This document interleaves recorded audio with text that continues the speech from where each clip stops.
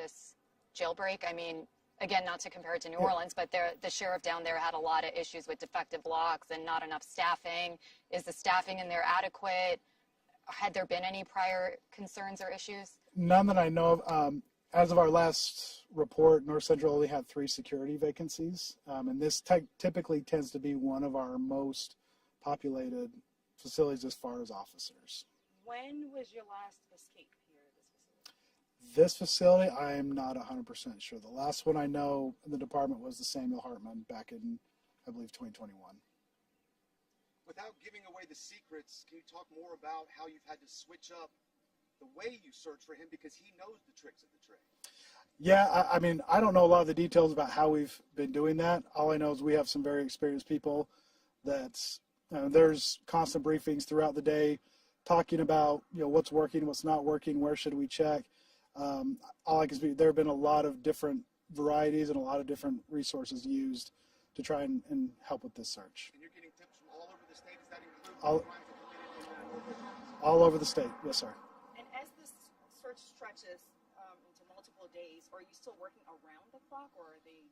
No, we're still working around the clock. We're working on shifts that are coming in, and I mean it'll be around the clock until further notice. Any final comments on just what appears to be a failure here? I mean, it's something that we hope never happens again, and that's part of what we want to make sure is that we're reviewing what did happen and making those adjustments never happen again. Again, our biggest thing is we just want to thank all of the local law enforcement that is helping with this search, understanding that they're putting their resources, their people at risk to help bring this, and we're hoping this comes to a quick and peaceful conclusion. Has DOC failed the public and the victims in this case? I can't answer that at this point. Are you in touch with the family members of the victims? Are you providing extra security for them? I can't speak to those. I know they've been notified. I know the law enforcement in that area has been notified. And so I haven't been out there, so I don't really know exactly what they're doing, but they have been notified. We spoke to some of the public here. They're not scared. Can you talk about the hardness of the people here and maybe give a word of caution? I mean, credit to them. Those of you that are from Arkansas know how Arkansans are. I think the people around here they've been great. They've been sharing a lot of tips. They have really kind of helped, been on the lookout. And also a credit to them. A lot of them have been going to these checkpoints, giving our officers food, giving them water. Just really been a good. And again, that is just what we would ask again is this area, especially wherever, please be cognizant, please be aware. Be alert of your surroundings. If something seems out of place, if something seems, a little off, please let us know and let's check that out. So. And the federal agencies, you said they're cooperating with state and local. Does that include the FBI? Yes, sir.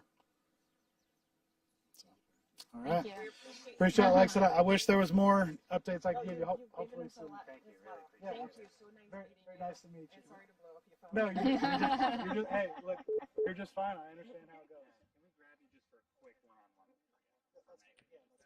Alrighty, that was the officials there providing an update on the escaped inmate as we continue to take a look live there. Let me get off that shot.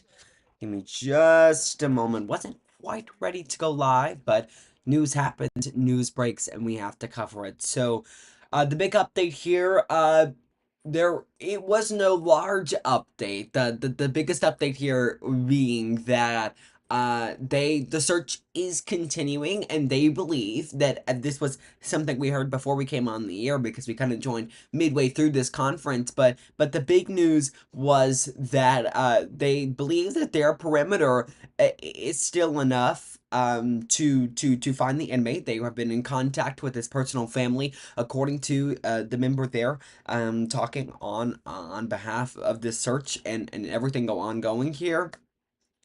So, so much still to follow, though. I can tell you something I'm finding interesting. We're talking about this escaped inmate. There's still, inmates in Louisiana. I believe it was 10. If you're gonna have to fact check me, don't believe me completely on that number there, but there was a number of inmates who escaped from a Louisiana jail, and you heard a reporter kind of comparing and contrasting it to that. Obviously, maybe she had been covering that. As I must note that national reporters from national networks, ABC, NBC, are all there covering this event. So we're continuing to follow this. Of course, we're gonna have an update in just a moment, because as soon as I get off the air, I'm updating our story over there on brooklynnews.com, so you can go there to continue to get updates. But for now, that is going to conclude this Brooklyn News special report. Thanks for joining me.